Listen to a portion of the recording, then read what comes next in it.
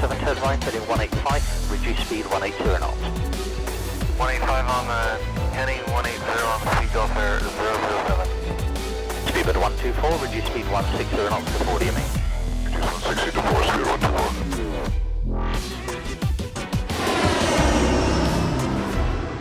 Hello there guys, Matt here, hope you're all well, and welcome to another P3D video. And something new today, we're in the NGX, the PMDG NGX just got released for P3D 2 days ago. And of course I snapped it up as I haven't reinstalled FSX in a long time. So therefore I haven't even flown the NG in a long time. And I was missing it, so I needed to get my fix of 737 action. And finally here she is. Now, we're on the ground at Miami, and we're going to fly down to St Kitts, which is a scenery I picked up maybe back in December, and I still haven't really used it or showcased it, but I figured that I would because it's nice. I think it's Caribbean somewhere place. I just know it's 2.5 hours from here. The scenery looks solid, and yeah, it's a good chance to give this bad boy or baby, I don't know why I call things bad boys because that makes me sound really weird, take this baby, should I say, for a spin. So I've loaded everything up. PFPX has done everything for us. We're taking just over 20,000 pounds of fuel, which is enough for about 3.5 hours flying. This flight is about 2 hours and 40 minutes. So yeah, P3D 2.5. Let me just say that. ActiveSky Service Pack 2. LatinVFR Miami. Polish company that I can't pronounce. Miami City scenery. You'll see that as we take off. And what else am I missing? That's it, I think. Oh yeah, rec soft clouds. Sky textures are from my FSX mod stuff, so we've kept those. And yeah, everything's good. Oh, GSX, of course. I keep missing GSX out. Okay, let's do this. Okay, so here we are. Now, I streamed with this yesterday, okay? And I have this, I don't know if it's a placebo effect. I've not actually read the change log for Service Pack 1D, but I have a feeling that they've changed a few things. I still need to look at it, but I'm just kind of guessing. Number one is the pressurization panel here is definitely not the same font as it was. I think they've changed that, possibly. Maybe it's just a P3D thing with like different fonts, I'm not sure. Also, the windows seem massive now. I don't understand, like I feel like I can see more, whereas before, I don't know, maybe I'm going crazy. I said this yesterday on stream and no one really understood what I was talking about, but there just seems to be more window to look out of. And I don't know if that's a good thing or a bad thing. I can't remember the last time I went in a 737 flight deck, but if I remember, the windows were smaller, they weren't as big, and you can't see very much out of them. But yeah, maybe. Anyway, on with the task in hand. So I have presets set up. If it seems like it's flashing, it's because the HDR, when you change views, if you can see that, it kind of fades in and out. I don't know, it's like an easy dock versus HDR issue. So anyway, overhead panel, and we'll go to the top and we'll align the IRSs, or we'll kickstart the process. And then from there we will do a flow. So coming down the left hand side, now the IRSs are on, we can turn the yaw damper on. And fuel pumps are fine because we're on APU at the moment. Galley power IFE is on, and everything down that way is good. We can turn on the seatbelt signs because we're done fueling. The probe heats can stay off, the window heats can stay on. Hydraulics are set correctly, and the reset fans are on. Packs are auto at the moment, but that's fine. Same for the APU bleed and the engine bleeds. And the cruise altitude for today is flight level 390. Well, it's actually 370, but then stepping to 390. So we'll take the highest value, 390. Position lights are on. We don't need the logo light because it's daytime. That is essentially everything done. So let me head down to the FMCs. We'll do the left one and then we'll bother with the right one. So we'll go to init. Actually, no, we won't. We'll go to menu and then FMC, and then pause init, and then we'll say that we're on the ground at Miami. So KMIA, and we're at gate Delta 38, but I don't know if it's going to allow me to do that. No, it won't. Of course, it won't. So we'll just ignore that, and we'll get the left GPS position and go into route. And then I have a company route for this, so it's Tango and then Kilo, Papa Kilo is the identifier for St Kitts. Put that in the company route. That's all sorted. Now, according to PFPX, there's no ETC on at the moment. I am on VATSIM, but it's saying to depart from runway 30, so I'll just go with that, because you know me, I never understand anything to do with American logic of how they choose runways and stuff. We are American 318 is the call sign, and then we can go to depart, arrive, depart, runway 30, and we're taking the deep one with more ease than it needs to have, and then it's a skips transition, so that's all in there. We can activate that, and we can just check on the legs. It's all there, it's all good. Okay, so in at ref, we can grab the fuel, zero fuel weight. It's 128,000 pounds. Remember, we're working in pounds and not kilograms, so that's a little bit different. Final reserve today is 4.3, so that can go in there. And a cost index of, I don't know what American uses, we'll go with 40. Our cruise level initially is 370, then going up to 39, what we can do. And at 370, the temperature is minus 50, which will give us an ISA of 13 or 7, depending on what we're going to stick with Fahrenheit and pounds and stuff like that. Why not? Cruise wind up at that level as well is 265 at 39, so it's not too bad. 39, I can go in there, execute that. N1 limit, I did some calculations. We can take 24 kd rate with 58 degrees for runway 30, and I want to stick it into climb 1 for that. Takeoff is going to be flap 5, and center of gravity can go in there. We'll just take these numbers. 146 can go in the MCP window. So 146, done. Okay, now we can go across to the other FMC, and I'll just stick that on the legs page for now. We can bring up some engine displays on the MFD, and now we can turn some of these gauges down, because HDR and P3D screws with every single gauge you could possibly ask it to screw with.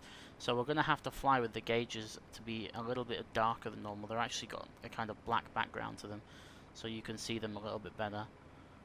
It's just one of those things. Same with the FMS, or the FMC should I say. You need to kind of turn that down, otherwise it's far, far, far too bright.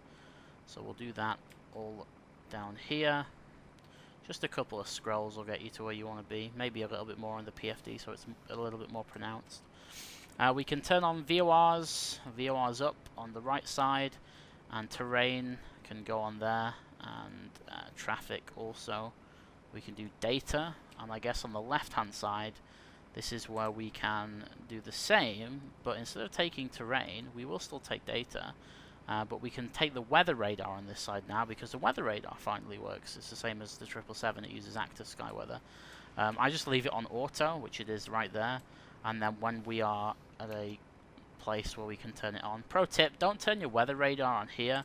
As far as I'm aware, the weather radar, it fires like beams out of, like, you know, it scans the area.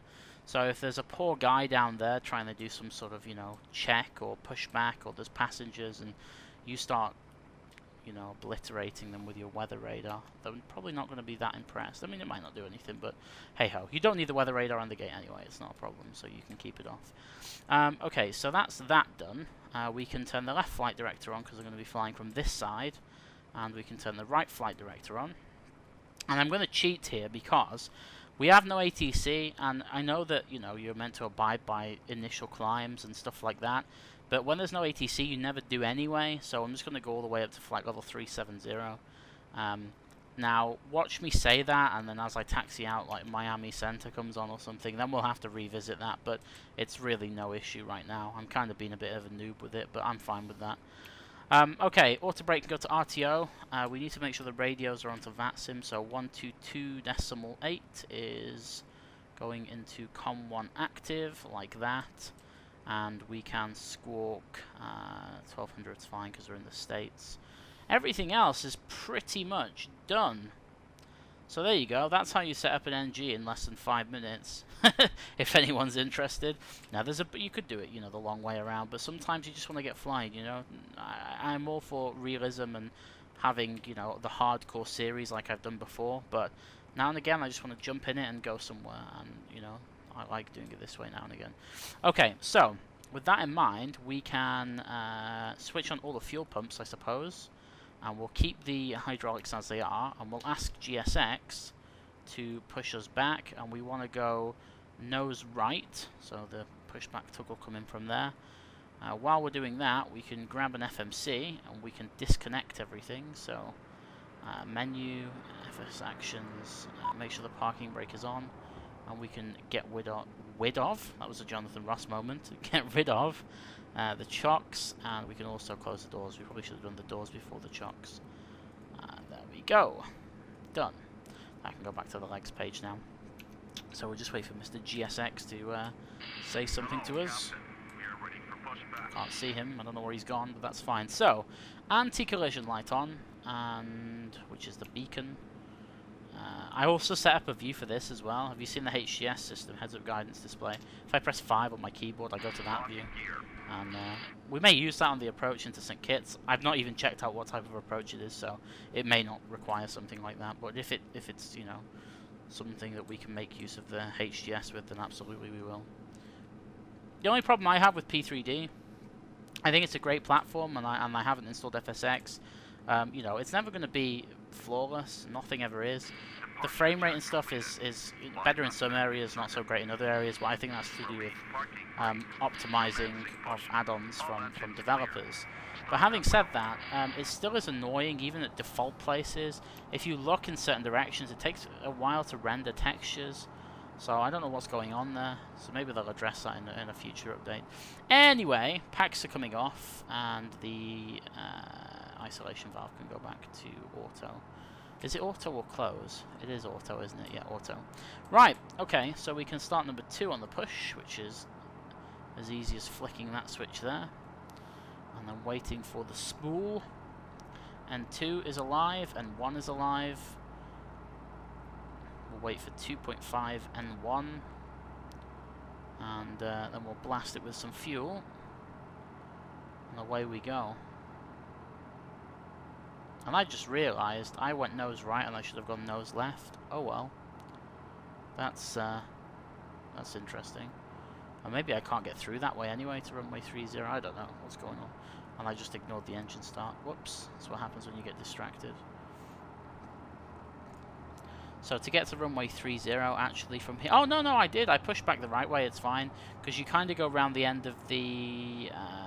Delta Pier, then Echo Pier, and then down to runway 30, so that's fine. We can do that. I don't know what GSX is doing though. The idea was to push us onto a taxiway, and it won't make its mind up where it's going.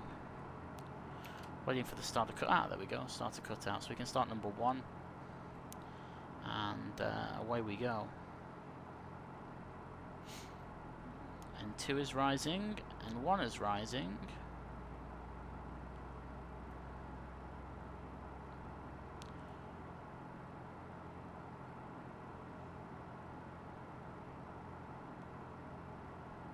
There's 2.5, and there's the fuel.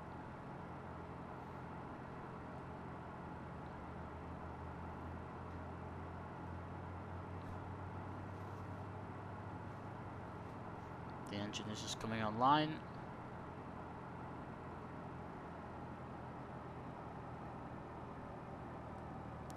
Excellent. Pushback is just completing. That's what we like to see. There's the parking brake. I'm going to set some trim while the other engine's just stabilizing. We want 5.13 units, so... and I can hear a horse trotting past my apartment. 3 floors up and I can still hear a horse. That's pretty interesting. Okay, done. Bring that back up. We can get rid of the engine page now, so... we can do now is a flight control test once we've done the hydraulics. So he's unlocked the gear, we can put the probes on, and packs can come on, APU bleed can go off, we can put the generators on, and we can ditch the APU. Okay, so flight controls are simple. full left, and then full right, and then all the way back, and then all the way forward, and then I just kind of do a circular motion just to make sure it's fine. And then rudders, full left, and full right. Good stuff. That guy's on his way out. We'll turn the turn-offs on and the taxi light on. We'll turn the ignition to continuous, and flap 5 is selected and travelling. Now we just have to wait for this pushback tug to disappear, and then we're going to taxi. This is taxiway November, and we can follow this all the way to, let me just see where it turns left. Yeah, it goes November, and then we can cut across on Whiskey, and then we can take Papa all the way to the end, which is actually Papa and then Quebec for Quebec 8, short of runway 30. So that's all good. Runway heading is actually 305. Anyway, there we go. So, parking brake released, and a bit of power, and away we go. Complimentary wing view for those of you who care. Probably should watch where I'm taxiing, because I almost went to the right then. And yeah, away we go.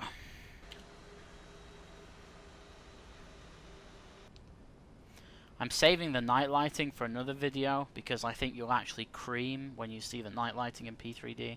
I put some pictures on Facebook of the stream last night, and they were just incredible. Like, I am not a screenshot guy. I don't take very good screenshots, but I don't need to with P3D because it does it for me. So yeah, that happens, and I think I may have screwed up here. I may have to turn right. Oh yeah, you turn right onto November. Fair enough. And then you go from there. So, bit of diff brake around the corner, and then first left will take us onto November. Oh, actually, no, first left. No, it will. This is November, right? I hope so. Yeah, this makes sense. This is November. Yeah, there you go. You can see it on the right-hand side there. So, what did I say? We were going November and then Whiskey. That was November 4. November 4, Whiskey is the next left. You can see it there on the taxiway marking there on the right. On the sign even. Marking, what am I talking about? So we'll take this next left here.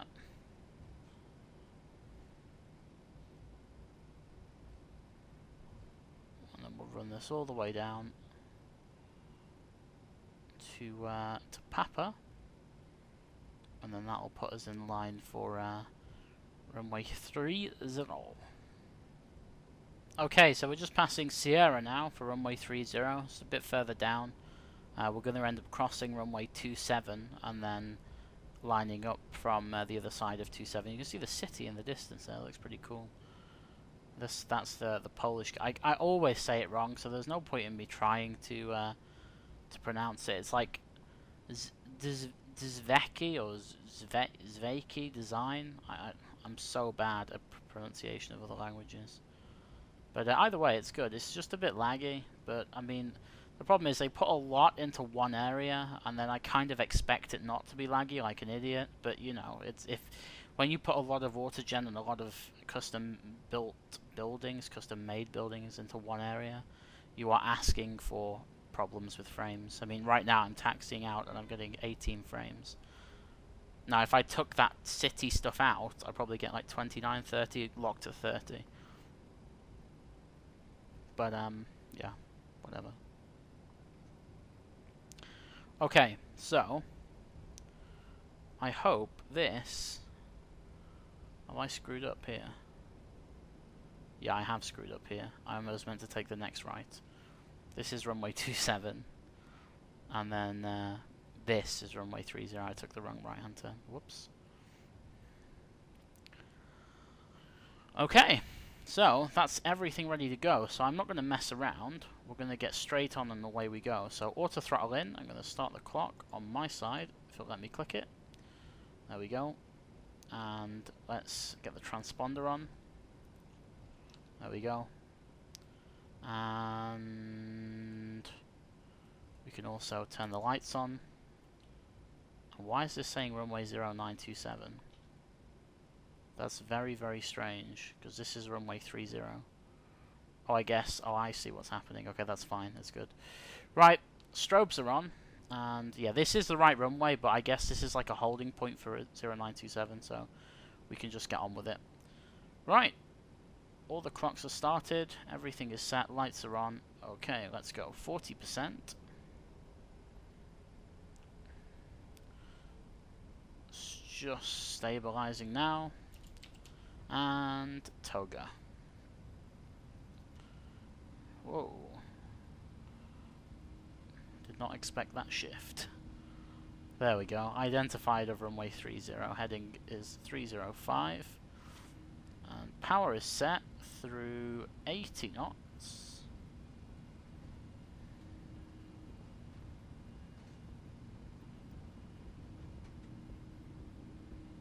Attempt to keep it in the middle. That will be really nice. There's V1 and rotate.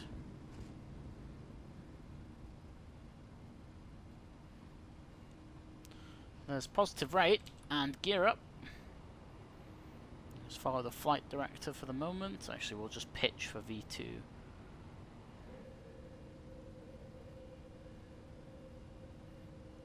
It's all good by me. Now, if we do LNAV, we'll get a path. Oops. At least we'll get a path to follow.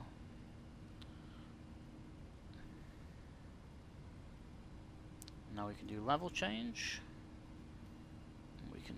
Wow, I clicked it twice. There's a problem with P3D when you click stuff. Sometimes it double clicks it and it's really annoying. There's climb power. We'll just continue left on the departure, following the flight director.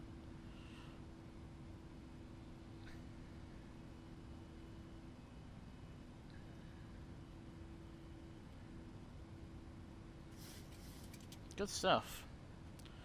Okay, let's stick the autopilot in, and we'll just clear any constraints out, and then we can go and we can start to speed up. So I'll just bug up, and we'll go from there. Nice view of Miami. We'll go to flap 1 now.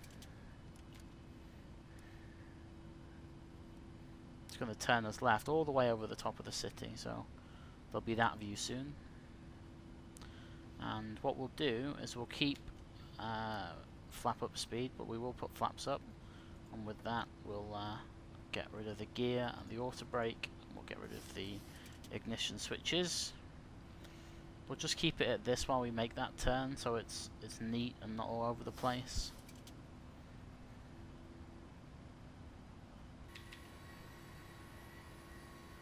There you can see Miami in the background when it loads.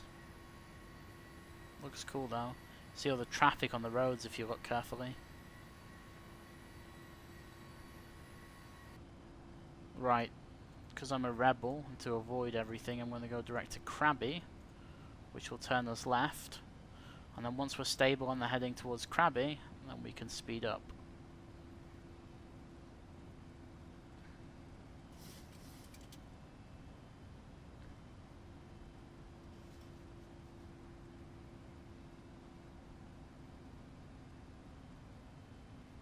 There we go.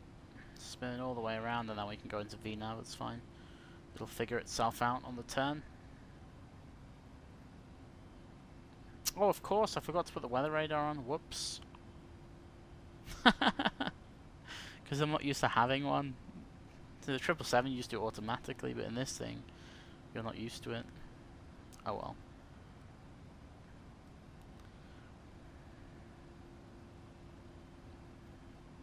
It's passing 10k, the lights can come off.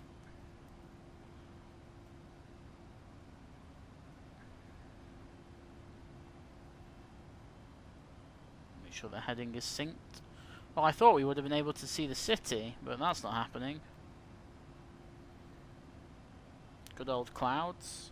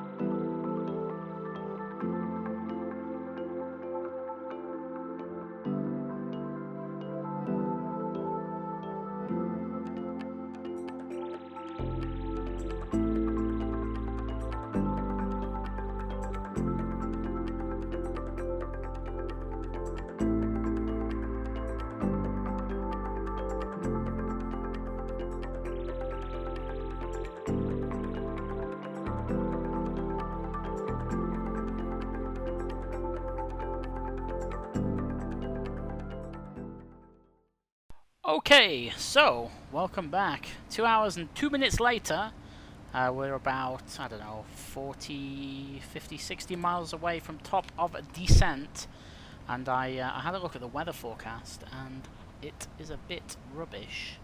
Apparently they're having some sort of tropical storm at the moment, which is not fun.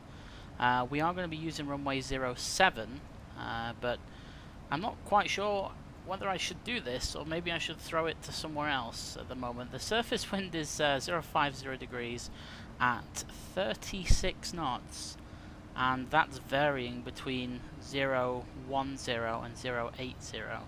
So that's going to be pretty interesting. The visibility is 4 kilometers, and there are towering cumulonimbus clouds around at 1,300 feet and then 2,400 feet. So that is a bit of an issue. We'll see how that goes. Hopefully the METAR will not reflect the weather. That's happened before. Anyway, so as far as programming the arrival goes, we're going to take runway 07, and we will take the RNAV for runway 07 from a place called, let's see if it's on the actual thing, I don't know how to pronounce this. I'm going to say Gabar before I say something else, and people accuse me of being like massively homophobic. Anyway, okay, so there's that. So we'll insert that, and then we can look at the arrival. So we'll take a mono and we'll replace it with the St Kitts NDB, and then that should take us all the way down pretty nicely. And we can double check that on the plan page here. So if we just skip through the legs, we'll eventually get down, and you can see there it's pretty much a straight-in approach from there. There's a right turn over Gabar, and then down to a mono, and then Lompa, and then Dussel, a meter or a meta, and then onto runway 07. So all of those restrictions are in place, which is good. As far as anything else goes, well, the transition altitude for here is 5,000 feet, 5.5 today for transition level, and we do have some descent winds. The descent winds for us are from flight level 150, 230, and flight level 310. So 150, 230, and 310, and they are at 078 at 22, 078 at 22, and 230.09 at 36, which is in there, and then at 310 it's 079 even at 30, so that's all in there. And the QNH or altimeter, as it may be, is 1018. They actually use QNH, so 1018. So the temperature is 29, and the QNH is 1018. So 29 minus 15, looking at 14, and QNH 1018. Done. Okay, we can execute that. So that's the approach stuff done. We've got a gross, a landing weight, should I say, of a planned landing weight of 132.8. So we'll stick that in there. And this runway is pretty small. Well, it's smallish. I mean, they fit 777s, but they don't do long hauls out of here. We will take flat 40, especially with the wind and stuff like that. So that is that, and everything else is good to go. So that gives us 38 miles until top of drop, or top of descent, if you're being politically correct. And then that means that we can descend down to, we'll just drop it all the way down to 3,200 at or above at a mono. So that's that. We'll be using auto brake 2, and everything else is good to go, apart from the elevation. The landing elevation is 168, so we'll set that to 150. Okay, there we go. We just have to wait for the descent.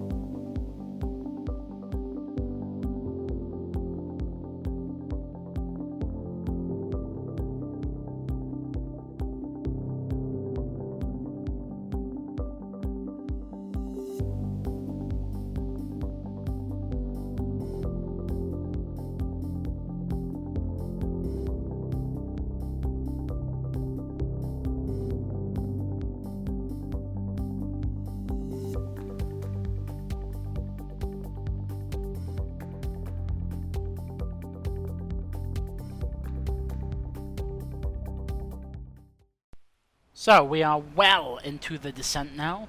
Just passing, what are we passing? 8-2 for 3200.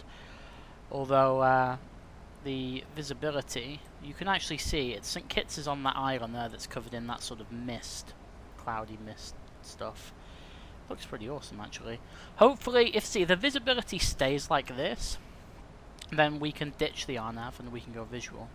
But you know what weather is like, it can change very, very rapidly. So for now we will carry on down. We've got about 30 miles to run. We're still on VNAV profile, or VNAV path even, and we're on LNAV, so we'll let that work its way down. We did the 10k check, so some of the lights are on and the rest of it is all good. Seatbelt signs are on, etc, etc.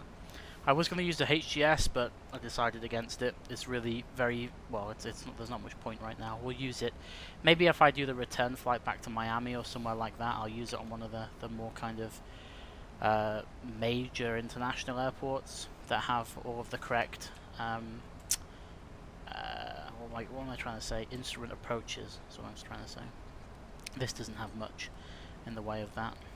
Why is my terrain not picking anything up? Maybe it's just because it's not near enough. Weird.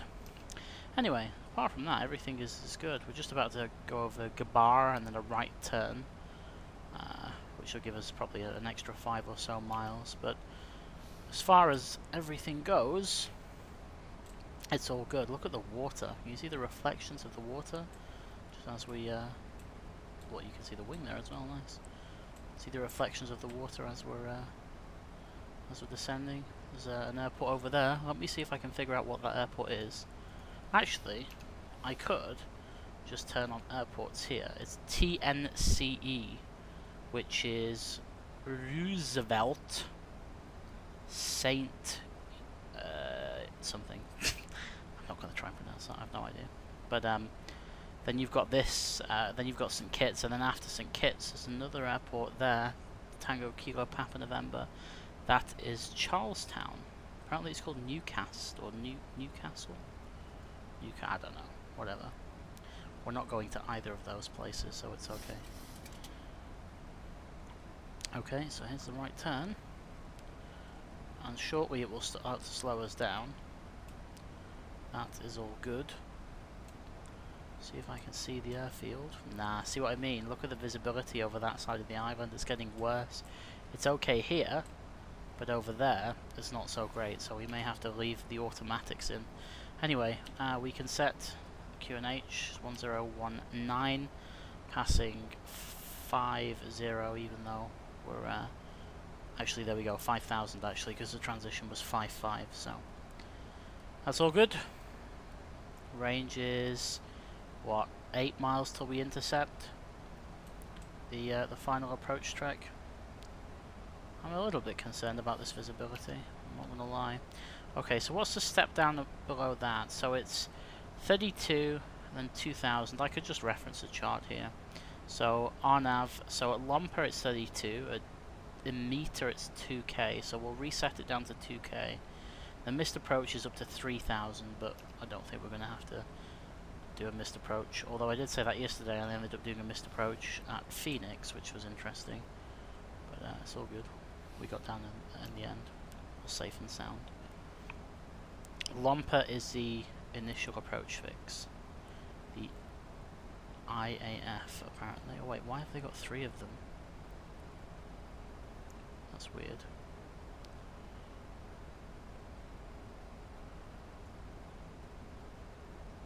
Strange. I think maybe it's not an initial approach fix. Just talking to myself now. Okay, so we can take flap 1. Speed is good for that. We can ride that down on flap 1. You see the slats come out. There they go.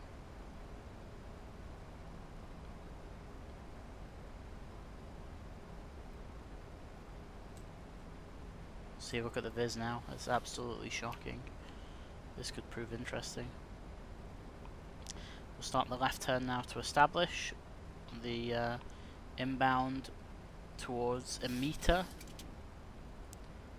and that gives us 13 miles to go. I'm going to sync this up. The runway heading is 071, so we'll just stick that there. The missed approach is climb to 3,000 feet, route to a place called Udgal, which is straight ahead. You'll see it there actually.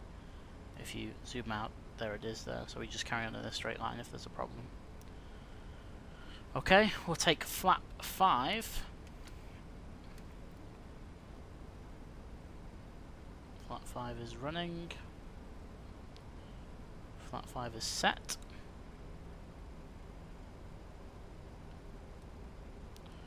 This visibility. And there goes the headwind.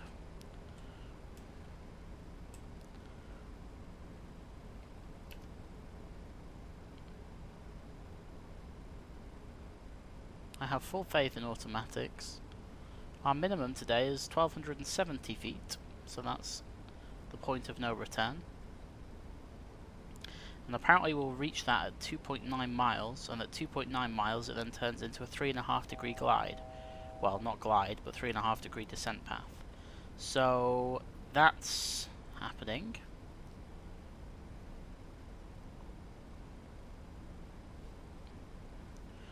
Right. I need to look.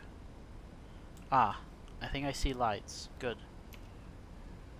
This is okay. Yeah. Just. Interesting. Okay, I am going to go with gear down. And then, once we've got the greens, we'll go flat 15. Nose and main, flat 15. 2500. Check the speeds. 143, 135, 136. It was a bit out.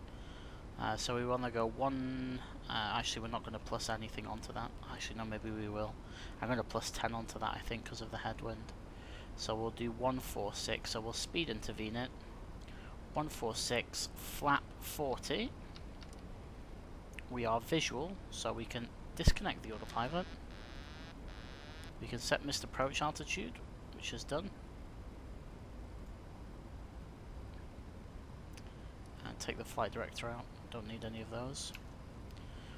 And now, it's all about flying the aircraft. So I'm going to take the auto throttle out. Here we go. We can arm the speed brakes. We can put all the lights on. Whoops. And continuous ignition. Touch high. Just a touch.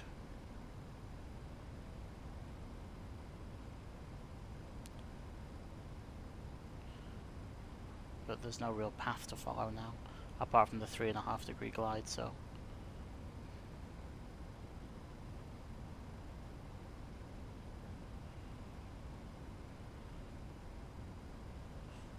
Looking good. That wind's not as bad as the METAR suggested.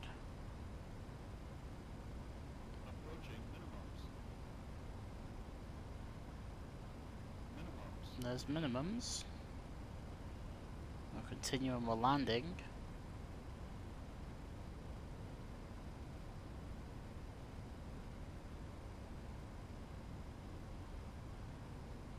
Need a bit of power just to compensate for that.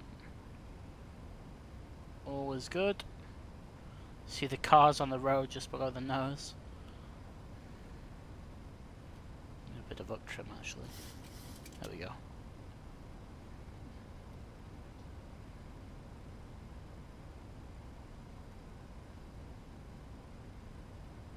More power. That turbulence.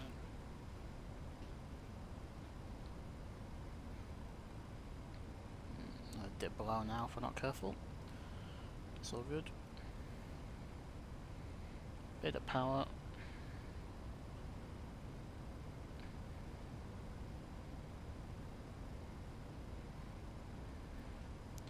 Looking good. Got a dead on headwind as well, which is a bit easier on the old rudder control. 50, 30. Idle the power. And stop getting blown around, that would be nice. And there we go. Touchdown. Idle reverse. Auto brake's doing its thing. Decelerating very nicely. There's 80 knots.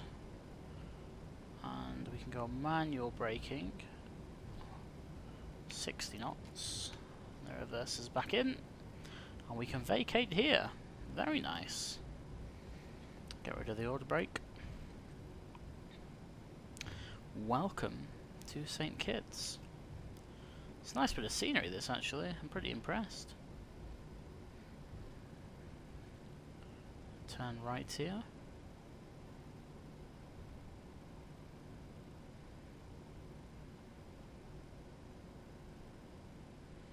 And there we go. Right, speed brake in, flaps in, and we can turn the lights off. Well, I'm going to keep the taxi light off as well because the stand's right in front of us. Turn the APU on, and we'll get rid of the transponder as well when I get a chance. Where is it? There it is. Okay, so yeah, we could take this stand actually. It's fine. It's a pretty small airport. Now, if I have to do some sort of James Bond parking here, I will not be impressed. How do you park here? How does this work? So you have to go... I'm confused. Do you just go like that? How does it work? I don't know how to park. I have that arrow. I feel like that I need to line the nose up with that arrow for some reason. If I do this and then just line the nose up with that arrow, I guess that works. I need to watch a video of how they park here. I don't know. It'll be fine. There's only us here. It's not a problem. Parking brake set. APU gen across. APU bleed on. And we can ditch... Oh, the taxi light was already off. We can put them back to off. I forgot to do that. There goes the engines. Get rid of the beacon. Get rid of the seat belts. Turn all of this stuff off now. Get rid of that, get rid of that, get rid of that. Yaw dampers off. Pitos are off. And that, ladies and gentlemen, is American 318 in the bag. Yeah, this scenery is pretty awesome actually. It's GSX is incredibly loud, which is annoying. But we can open some doors actually. We can go FS actions, ground connections, set that, and open all the doors so people can get off. Yeah, that's good. I think that parking was a bit wrong though. I think I completely screwed that up. But it's fine. Caribbean Airlines is deboarding us, deplaning us. I was in line with that thing, but I just don't know how you would turn off the stand. Would you like go that way around, or... Yeah, you would have to. You would have to go that way. I am beyond confused right now. But anyway, there we go. First flight in P3D, or first video in P3D with the NGX. I hope you enjoyed it. And yeah, I'm going to do some night stuff in the in the not too distant future, because the night lighting in P3D is just awesome. And it's kind of rekindled my love for flight sim at the moment, because I was having a bit of creative block, I think is the correct term for it. So yeah, I appreciate you watching, and let me know if you want to see anything specific. We'll see if we can sort that out. Okay, enough from me. Hope you've had fun. I certainly have. Until the next video, take care everyone, and I'll talk to you later. Bye bye.